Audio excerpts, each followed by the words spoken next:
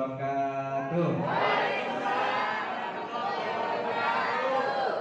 Innal hamdalillah nahmaduhu wa nasta'inuhu wa nastaghfiruh wa na'udzu billahi min shururi anfusina wa min sayyiati a'malina. May yahdihillahu fala mudilla lahu wa may yudlilhu fala hadiya lahu. Asyhadu an la ilaha illallah wahdahu la syarika lahu wa asyhadu anna Muhammadan abduhu wa rasuluh. Allahumma shalli wa sallim wa barik ala sayyidina Muhammad wa ala alihi wa ashabihi ajma'in, amma ba'd. Bismillahirrahmanirrahim. Rabbi shrah li sadri wa yassir li amri wahlul 'uqdatam min lisani yafqahu qawli. Amin. Bapak sekalian, terima kasih atas kunjungannya, silaturahimnya ke gubuk saya. Terima kasih kepada Bapak Haji Masuri, Umi Elis, dan seluruh mentor-mentor dahsyat tim SSW. Terus kita semuanya. Alhamdulillahirrahmanirrahim. Mari intinya kita memanjatkan puji syukur kita kepada Allah SWT, di mana pada hari ini kita diberikan umur yang panjang, kesehatan, kekuatan, dan segalanya, sehingga kita saat ini tidak kurang satu apapun. Amin. Amin ya. Mudah-mudahan kita semuanya cukup ya, cukup. Amin. Berkecukupan. Enak hidup cukup.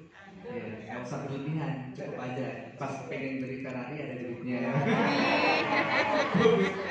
Pas mau berangkat haji plus cukup duitnya. Pas mau berangkatin umroh keluarga besar cukup duitnya. Jadi alhamdulillah, mudah-mudahan kita semuanya diberikan kecukupan oleh Allah SWT yang Maha Kuasa atas segala sesuatu. Amin ya rabbal alamin. Salawat dan salam semoga senantiasa terlimpah tercurah kepada Nabi Nabi Muhammad sallallahu alaihi wasallam beserta seluruh keluarga dan pengikutnya. Insya Allah kita semuanya yang sedang berada di sini dan seluruh keluarga kita. Amin ya rabbal alamin.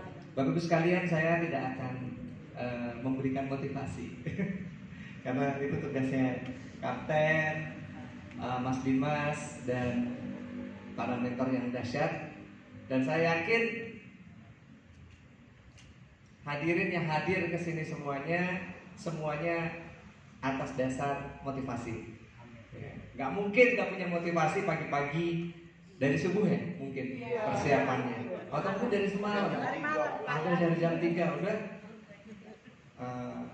persiapan untuk berangkat ke Bandung untuk liburan. Liburan kan agendanya kan ya? Iya, anggap aja liburan. Iya. Sekarang misal saya suruh bapak atau ibu nyuci mobil yang baru datang di depan, mau nggak? Mau. Bohong, pasti nggak akan mau. Kalau misal saya bilang saya kasih uang 1 juta, mungkin ada yang mau. Jadi tidak ada orang malas di dunia ini. Yang ada adalah orang yang belum menemukan motivasinya. Tidak ada mitra yang malas di bisnis ini. Yang ada adalah mitra-mitra yang sudah kehilangan arah dan kehilangan motivasi. Nah, oleh karena itu bisnis ini itu adalah bisnis yang sangat amat dahsyat sekali. Ya, saya sih lebih menyarankan Bapak Ibu sekalian tidak hanya berkunjung ke rumah saya, tapi juga mampir ke rumahnya Pak Randu. Yang beliau itu 100% seluruh pendapatannya itu yang murni dari bonus dan reward dan royalti. Tidak ada dari dividen saham, tidak ada dari pembagian keuntungan dari perusahaan, tidak ada, meskipun Pak Randu adalah adik saya. Tapi selama sekian tahun berbisnis dengan saya, belum pernah terucap sekalipun di mulut Pak Randu, "Mas, aku minta saham ya." Papa minta saham, nah itu pejabat kita ya. Pejabat kita yang sudah minta saham. Tapi Pak Randu sekalipun belum pernah terlontar di mulutnya minta saham. Jadi 100% beliau bisa beli mobil mewah, bisa membangun rumah, bisa memiliki banyak sekali aset, ya apartemen dan rumah, kos-kosan dan lain sebagainya. Itu murni dari perusahaan ini, murni dari bonus, reward, royalty. Tidak ada dari pembagian dividen dan lain sebagainya.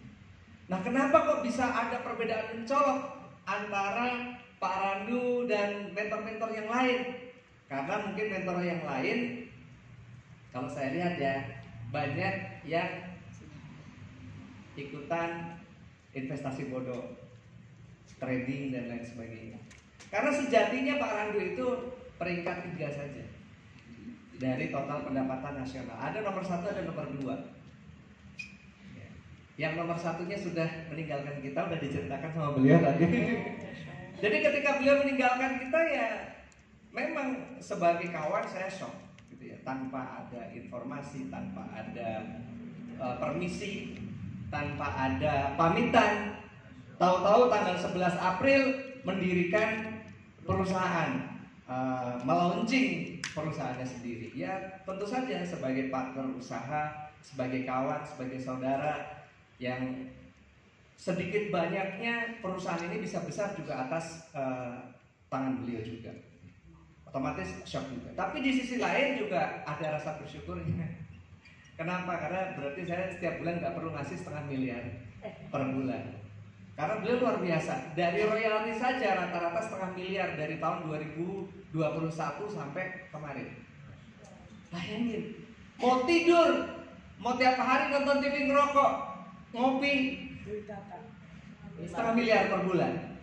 Di luar championnya yang sudah dapat 2 kali, berarti 4 miliar champion, ya kan? Belum dari reward-reward yang lainnya. Tapi begitu ya sudah. Artinya kita sudah berpisah jalan dan kita harus tetap buktikan bahwasanya kita maju. Dan saat ini tidak perlu kita bahas lagi kan? Kenapa? Karena semalam ada tamu juga ke rumah. Beberapa hari yang kemarin juga ada tamu. Ya kalau semalam sih adiknya salah satu founder di sana.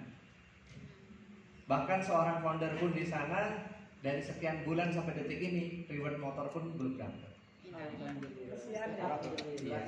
Saya nggak perlu sebutkan namanya, yang jelas yang datang ke sini adalah founder baru di perusahaan ini, yang beliau adalah adik kandung dari salah seorang founder di sana. Nah itu teka-tekinya ya.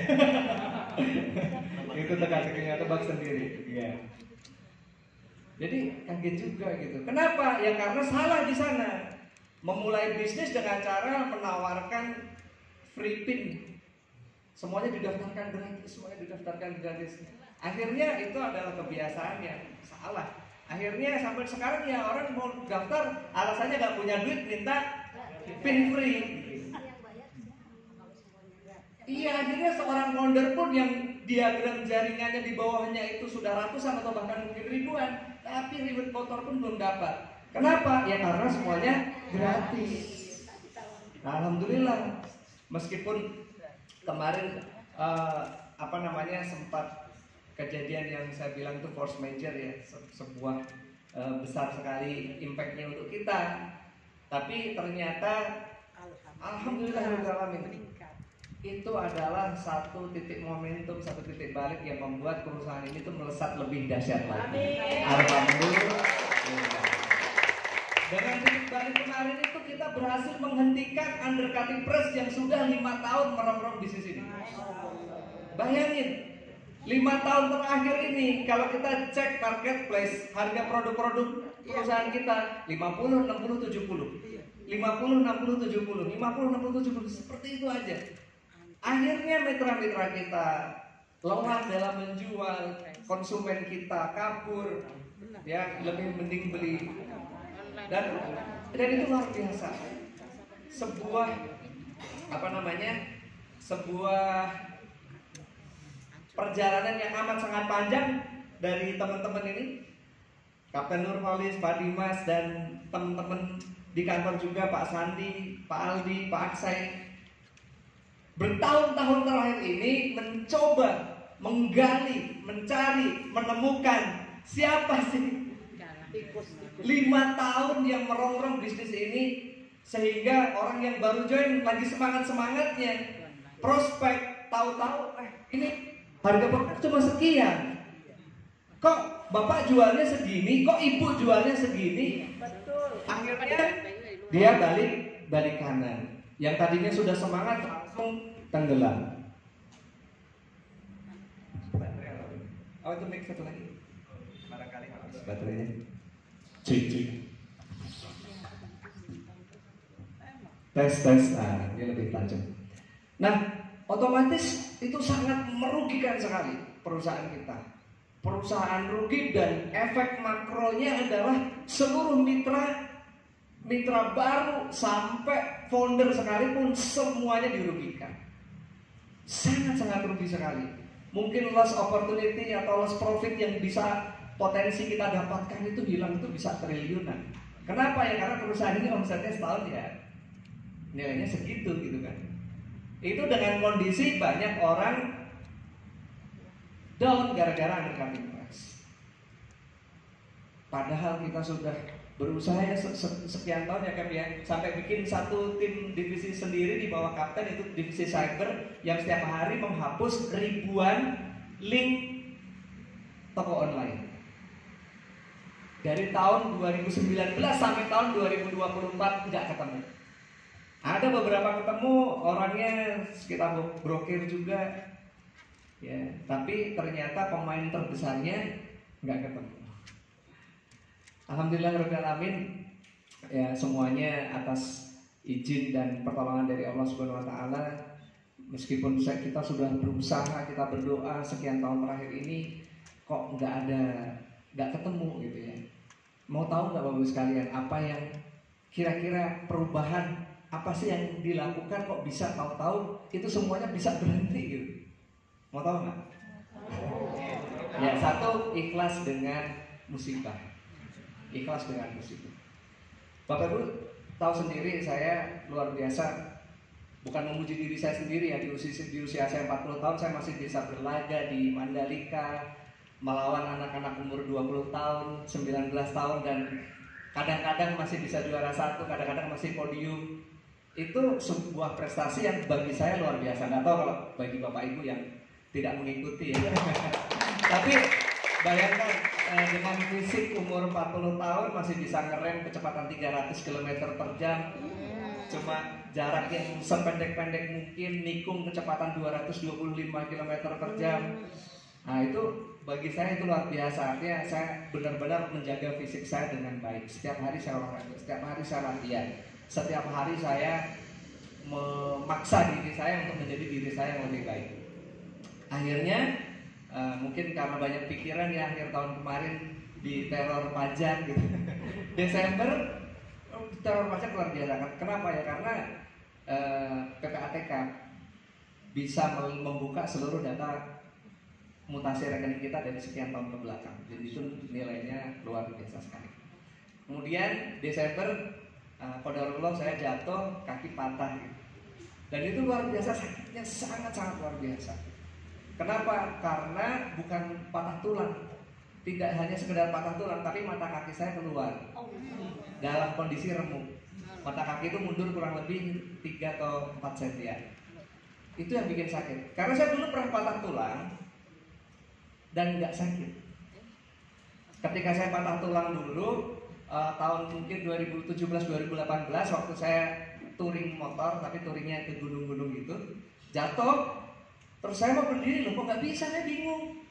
Kaki saya nggak sakit sih, cuma nyut-nyutan, tapi pas mau berdiri nggak bisa.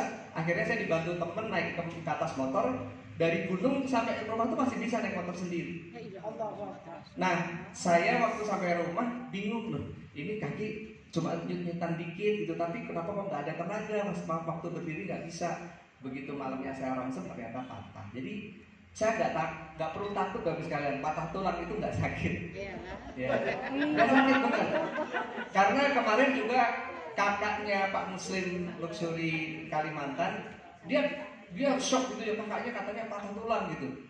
Pak gini gimana Pak? Pak Green gimana waktu patah gitu? Udah tenang aja, gimana gitu, patah tulang biasa.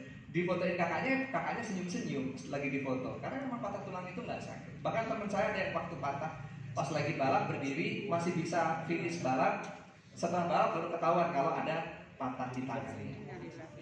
Jadi karena tulang itu nggak ada syarafnya, jadi ketika tulang patah nggak ada sakit. Kenapa kok saya waktu itu sakit banget? Karena ankle-nya lepas, robek ligamennya, itu yang bikin sakit banget. Jadi waktu Pertama dulu pernah patah tulang, kemudian nggak kapok dan gimana ya, karena nggak ngerasain sakit. Nggak ngerasain sakit gitu. Jadi operasi selesai, bahkan nggak rawat inap, operasi di Solo dan gratis karena terima BPJS di rumah sakit Solo itu. Ustaz Tojatsu juga operasi di Solo kan, patah tulang, dan cuma bayar 6 juta kalau salah. Sangat murah sekali dan nggak perlu rawat inap, ya habis operasi langsung diusir ya. Langsung suruh pulang. Karena patah tulang itu bukan penyakit, itu hanya cedera. Kalau cederanya sudah diperbaiki ya udah pulang aja, ngapain harus rawat inap.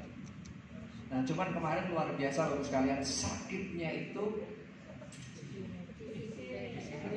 saya nggak bisa menggambarkan. Karena saya orang yang tidak pernah marah, saya sampai ngamuk ke susternya, ke perawatnya itu sampai saya marah-marahin karena sakitnya luar biasa. Setelah bangun operasi, setelah sadar anestesinya hilang, itu langsung merasa sakit yang amat sangat luar biasa. Itu betul sakit sekali. Dan sakitnya itu tidak hanya sekedar cenut-cenut gitu terus hilang, terus cenut-cenut lagi, enggak. Tapi tahan, sakitnya nggak berhenti-berhenti. Sakitnya luar biasa. Kalau saya boleh gambarkan rasa sakitnya dari rating 0 sampai 10, ini 9,99. Sakit banget, benar-benar nggak bisa ditahan. Benar-benar sampai nggak bisa ditahan, sampai saya marah, sampai saya benar-benar sampai beberapa hari rasa sakit itu sampai terbesit di dalam hati saya. Ya udahlah, saya nggak mau lagi. Ngapain saya sedekah anak yatim 400 juta sebulan, bayarin 300 anak yatim, toh juga Allah juga nggak ngelindungin saya. Sampai terbesit di pikiran saya kayak gitu. Karena saya udah ngasuh anak yatim udah mungkin 3-4 tahun terakhir ini, total 300 anak, sebulan kali 1,5 juta ya lumayan kan Bu. Saya mikir sekitar sedekah besar, tapi juga masih kondisi kayak gini. Ya ingat ya, semua orang ujiannya masing-masing. Pokoknya saya nggak terima. Terus lebih parahnya lagi, setelah operasi tanggal 19 Desember saya nyampe Bandung. Hari pertama nyampe Bandung, saya ke kamar mandi, jatuh. Ya karena kenapa? Ya karena saya nggak biasa jalan pakai satu kaki. Ya kan kita biasa jalan pakai dua kaki. Bangun tidur mau pipis ngantuk, berdiri dari kloset, tahu-tahu hilang keseimbangan. Mau nebak pakai kaki kanan, langsung kalau waduh itu sakit lagi, luar biasa sakitnya. Dan ternyata pengen pas lagi tanggal 3 Januari saya harus operasi ulang. Operasi. Dan ternyata operasi yang kedua pun rasa sakitnya luar biasa sama. Itu bikin saya benar-benar emosi sekali, benar-benar mental saya serang banget. Benar-benar ya gimana? Saya orangnya aktif banget, dikasih Allah nggak bisa jalan sama sekali. Titik baliknya adalah ketika akhir Januari saya berangkat umroh. Dan di umroh tersebut saya harus menggunakan kursi roda listrik ini. Nah ini saksi bisu nih. Ini udah tawaf 4 kali 7 berarti berapa? 8. Ini udah tawaf muter. Dan ini kursi roda ini yang menghantarkan saya bisa masuk ke makamnya baginda Rasulullah SAW tanpa kaki. Coba sekarang berangkat umroh, masuk ke pintu 01 Bagus Salam, ngantri berapa kilo? Antrinya panjang sekali. Dan sudah bertahun-tahun saya berangkat umroh, saya nggak malas ya, karena kurang iman ya. Karena malas mau ngantri, itu udah malas melihat antriannya mengular panjang banget, itu udah udah nggak usah lah gitu. Tapi kemarin tuh sekalian saya nyoba, nggak capek ini pakai kursi roda, ngantri tinggal maju dikit gitu kan, ngantri maju dikit gitu, nggak berdiri gitu. Kalau orang lain kan berdiri semua. Nah ketika saya ngantri, saya diteriakin askar Bu, haji, dikirain saya dimarahin. Saya udah mau putar balik, mungkin nggak boleh nih, takut mungkin saya jadi membahayakan buat diri saya, ikut berdesak-desakan gitu. Saya diteriak-teriakin, malah dijemput. Kemudian diarahkan masuk ke pintu yang tanpa antri sama sekali. Langsung masuk tanpa antri, melewati ratusan ribuan orang yang sedang mengantri. Dan ternyata di pintu Bagus Salam itu, pintu 01 itu langsung disekat. ada sekat yang kayak kain putih yang agak keras itu, ya. Khusus untuk buat orang yang cacat di sebelah kiri, orang yang bisa berdiri di sebelah kanan, dan kanan itu berdesak-desakan sekali. Sedangkan saya di kiri, saya langsung meluncur tanpa hambatan sama sekali, karena kondisinya setelah sholat fardu. Jadi memang saya ngambil sholat fardunya itu di pintu yang dekat pintu 001, langsung bisa masuk, Bu. Bener-bener paling depan, nggak ada orang satupun, dan orang yang sehat, punya kaki, bisa berdiri, nggak pernah bisa menyentuh makamnya baginda Rasul. Kenapa? Karena disekat. Yang bisa menyentuh ya kita, orang-orang yang saya dan di belakang saya pakai kursi roda. Yang lain orang-orang didorong, saya pakai kursi listrik. Waduh, itu saya nangis sejadi-jadinya, Bu. Ya bagi yang cinta sama Rasul yang bisa merasakan bagaimana kebahagiaannya sih. Kalau biasa-biasa aja sama Rasulullah SAW ya mungkin biasa-biasa aja. Tapi saat itu saya nangis bener-bener, wah, sampai bercucuran gitu. Karena udah lebih dari 5 tahun saya nggak bisa masuk pintu itu karena kurang iman ya, malas ngantri ya. Tapi akhirnya waktu itu saya bisa masuk, wah, nangis jadi. Luar biasa lah kalau diceritain. Jadi setiap kali habis sholat fardu masuk lagi, habis sholat fardu masuk lagi tanpa antri. Jadi oh ini ya, gara-gara ini memang semuanya udah ada aturannya, udah ada hikmahnya. Dan luar biasa Bapak sekalian, beres dari kejadian beres dari umroh itu, pulang dari situ, saya itu waktu umroh kemarin itu menghafalkan surat Al-Insan. Ya, tapi sampai sekarang nggak apa-apa. Cuman saya ada 2 ayat yang benar-benar hafal banget. A'udzubillahi minasyaitonirrajim. Wadhkur isma rabbika bukrata wa asila wa minal laili fasjud lahu wasabbihu lailan tawila. Itu saya mendengarkan itu terus pakai headset, kan enak ya. Saya nggak ada yang mengganggu, istri saya nggak pernah mengganggu. Biasanya kalau umroh setiap saat istri saya ganggu, ngajakin tawaf. Kak, cobain ini yuk, cobain sini yuk, cobain sini yuk, cobain ini. Lagi viral mana, lagi viral. Untung ada SMP, istrinya Pak Randu, jadi udah ada partner sendiri. Iya, tawaf, udahlah, istrinya Pak Randu sama istri saya udahlah, tawaf sendiri aja. Dan alhamdulillah, karena ya kondisinya kayak gini kan gak mungkin diajak-ajak kan. Saya benar-benar bisa fokus ibadah, setiap sholat meneteskan air mata, ngapalin surat Al-Insan, wadhkur isma rabbika bukratan wa asila wa minal laili fasjud lahu wasabbihu lailan tawila. Kalau pas sampai di situ saya tahu-tahu nangis aja sendiri. Artinya apa? Dan orang-orang yang mendapatkan kenikmatan di dunia maupun di surga nanti, itu adalah orang-orang yang semasa di dunianya mereka itu adalah orang-orang yang wadhkur isma rabbika bukratan wa asila, orang-orang yang senantiasa berzikir mengingat kepada Allah pada pagi hari maupun di petang hari. Ya, berzikir pada Allah zikir pagi petang, wa minal laili fasjud lahu wasabbihu lailan tawila. Dan ketika di malam hari mereka bersujud dan bertasbih kepada Tuhannya di bagian malam yang panjang. Dan kemudian pulang dari umroh, pas mendengarin khotib sholat Jumat, pas lagi khotibnya itu bilang pas di khotbah pertama, orang-orang yang masuk surga tanpa hisab. Siapa aja? Yang jelas bukan pemimpin-pemimpin kita ya. Dia sebutkan pemimpin yang adil, hakim yang adil, pemuda yang terikat hatinya dengan masjid dan lain sebagainya. Ada 7 golongan atau berapa golongan? 7 golongan. Nah, terus kemudian pas di khotbah keduanya beliau menambahkan lagi, ada satu lagi golongan. Nanti di padang mahsyar, ketika orang menanti 10.000 tahun, 50.000 tahun di padang mahsyar dengan berdiri dengan panas terik sekali, malaikat menyerukan, siapa di antara kalian yang setiap malam melakukan sholat tahajud?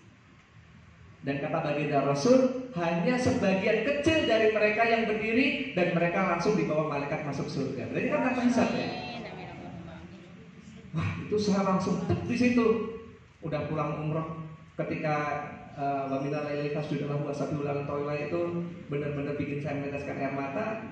Pulang sholat Jumat, imamnya, khotibnya menyampaikan seperti itu. Akhirnya alhamdulillah dari kurang lebih bulan Februari kemarin sampai detik ini Allah membangunkan saya kurang lebih jam 4 pagi dengan atau tanpa alarm. Ya kadang-kadang kalau kita lagi kecapean nunggu alarm dulu berbunyi baru bangun. Kadang-kadang sebelum alarm berbunyi jam 4 kurang seperempat udah bangun. Dan alhamdulillah istiqomah tiap hari sholat tahajud. Akhirnya Allah bukakan jalannya. Kenapa? Karena itu janji Allah. Di dalam surat Al-Isra ayat 78 dan 79. A'udzubillahi minasyaitonir rajim. Bismillahirrahmanirrahim. Aqimis sholata liduluki syamsi ila ghasaqil laili wa qur'anal fajri. Inna qur'anal fajri kana mashhuda. Wa minal laili fatahajjad bihi nafilatan laka asa ayyal ba'saka maqamam mahmuda. 78 Aqimis sholata liduluki syamsi ila ghasaqil laili. Intinya adalah dirikanlah sholat, khususnya sholat fajar dan sholat asar. Inna Qur'an al-fajri kana mashhuda. Sesungguhnya sholat fajar, sholat subuh itu disaksikan oleh malaikat. Emang sholat yang lain nggak disaksikan malaikat? Disaksikan semuanya, tapi itu adalah sebagai sebuah penegasan bahwasanya sholat subuh itu adalah sholat yang sangat-sangat ditekankan untuk kita tegakkan sesuai dengan waktunya dan haknya. Haknya sholat subuh bagi laki-laki ya sholat berjamaah di masjid. Kemudian di ayat selanjutnya wa minal laili fatahajjad bihi nafilatan lak. Dan pada sebagian malam itu dirikanlah sholat tahajud sebagai tambahan ibadah bagi kalian. Asa ya basa kau maqam mahmud. Sehingga Allah akan menempatkan kalian di tempat yang kedudukannya tinggi. Maqam mahmud. Makomnya itu lebih tinggi lagi. Asbab apa? Sholat subuh berjamaah di masjid untuk laki-laki, kalau wanita tidak disarankan. Dan sholat tahajud sebagai ibadah tambahan. Dan dengan itu, dengan kedua itu, maka Allah akan memberikan kedudukan yang tinggi. Kita break sebentar ya.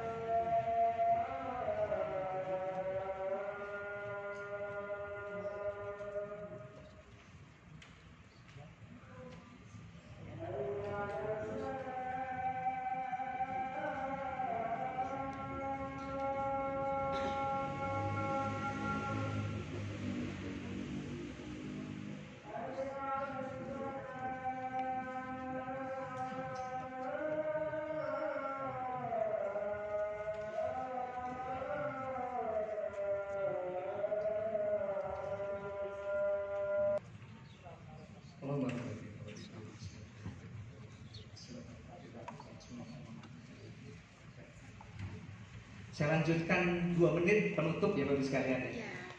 Jadi Bapak sekalian, kalau saya merasa kita ini udah sedekah udah, kita dakwah udah, itu adalah ibadah-ibadah yang sosial gitu ya. Dan mungkin ibadah-ibadah tersebut bisa tercemari oleh riya, ujub dan lain sebagainya. Tapi kalau ibadah yang infirodi kita, berdua-duaan kita sama Allah, ibu sayang nggak sama suami? Bapak sayang nggak sama istri? Cinta nggak?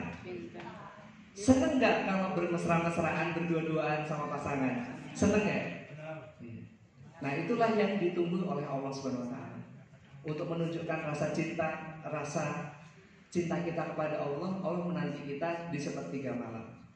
Dan Allah berjanji ketika kita menemui Allah di sepertiga malam, maka kita akan diberikan kedudukan yang mulia, kedudukan yang tinggi, kedudukan yang terpuji, kedudukan yang lebih tinggi dibandingkan orang-orang lainnya. Dan disitulah akan datang pertolongan dari Allah Subhanahu Wa Taala. Mudah-mudahan kita semuanya diberikan hidayah, taufik, kekuatan dan kemauan untuk setiap malam kita melaksanakan sholat tahajud. Mudah-mudahan kita dimasukkan ke surganya Allah melalui salah satunya pintu istiqomah sholat tahajud setiap malam menghadap kepada Allah, karena kita cinta kepada pencipta kita. Insya Allah. Kita tutup dengan doa penutup majelis. Subhanakallahumma wa bihamdika asyhadu an la ilaha illa anta astaghfiruka wa atubu ilaik. Billahi taufiq wal hidayah. Assalamualaikum warahmatullahi wabarakatuh. Ibu-ibu silakan sholat di musola, yang bapak-bapak bisa sholat di masjid di depan, di masjid Sajik ini.